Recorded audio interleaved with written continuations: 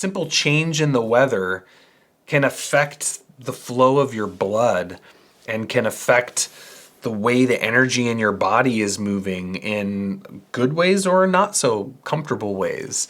How amazing is it that, there's this intelligence in your body that has the ability to inform you when something is out of place. Like, I just feel like there's a dynamic with vitalism as a mode of perception, a way of seeing the interconnectedness of life and of nature that is to me, it's truly profound. And this really comes back to the old alchemical concept of the macrocosm and the microcosm, right? That everything in the outside world, everything in nature exists within us, that we have the fire lives within us, that the water is within us, that the air is within us, that the earth is within us, that the celestial bodies are within us, and we're connected to that. And I think that is just truly profound, and it's one of those things that I think sometimes we can intuit, or we can, or maybe we read about it, but to feel it and to experience it is truly profound. And I think this kind of going to the plants too, that there's a vital intelligence in that plant, that there's that plant, there's a life within it. It's not just a plant, It's so easy for us as humans to look at the plant kingdom and maybe to just think it's, oh, it's inert, or it's not smart because it can't move around and it can't talk, or we maybe overlook them. And as the vitalist perspective, we see that plant is alive, that plant is intelligent, that plant is sentient, it's conscious. I mean, even science has proven this, right? Through the way that they study plants. And not that we need science to prove it, but it does validify, can you say that? It validates what traditional people all across the world have said, which is that that plants can communicate to us, that the plants are intelligent and sentient, that there is a spirit within that plant, and that we as humans have the ability to communicate to that plant, not just expressing ourselves to the plant, but that we have the capacity to receive also the communications from that plant within our own heart. And I think, to me, this is one of the most profound aspects of being an herbalist, is to feel our connectedness to nature, to feel our connectedness to the plant, and to receive a communication from a plant, to feel that is, to me, it's like one of the biggest blessings of being an herbalist, aside from giving someone a remedy and having it heal them.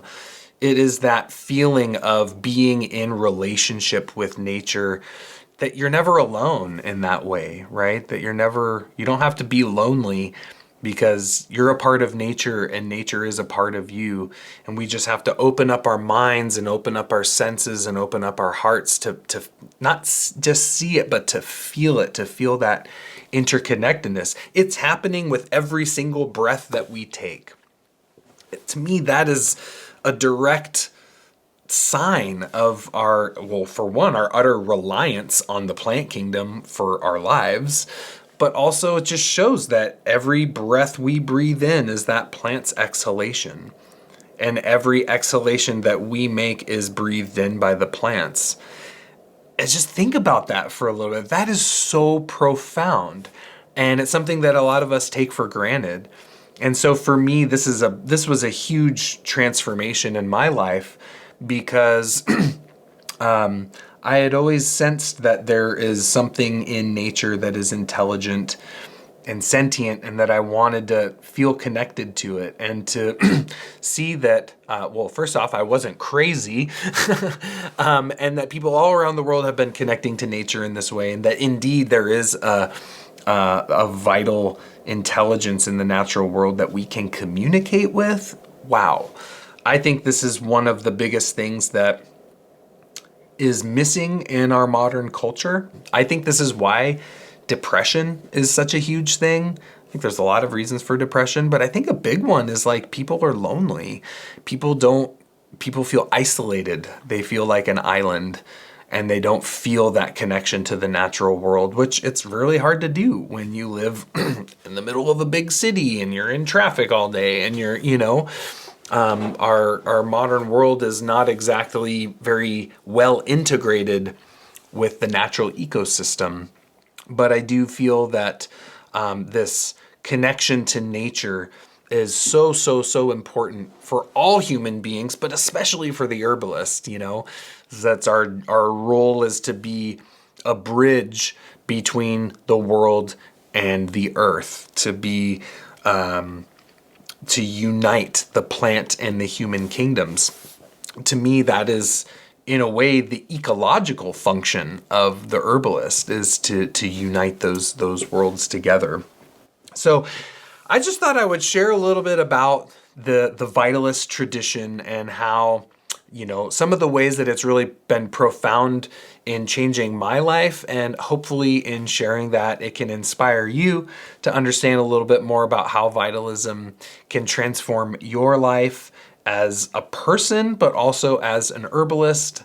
And this is why I firmly believe that the modern paradigm of herbal medicine has to be integrative, that we have to be able to look at traditions of medicine and traditions of herbalism, and we have to look at the modern world and even modern science and modern approaches to things and bring them together so we can have a fuller understanding.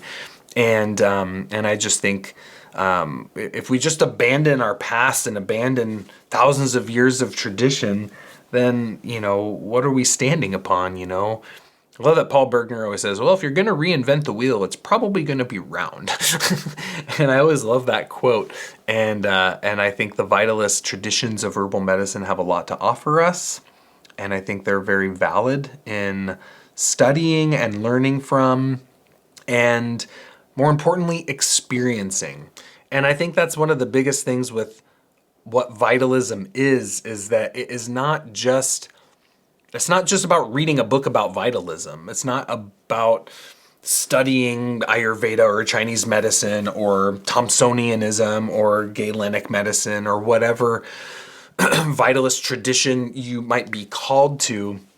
The most important part of it is that it is a way of perceiving the world around you. And it is a holistic way of perceiving the world around you. And I think that is what is needed in this world.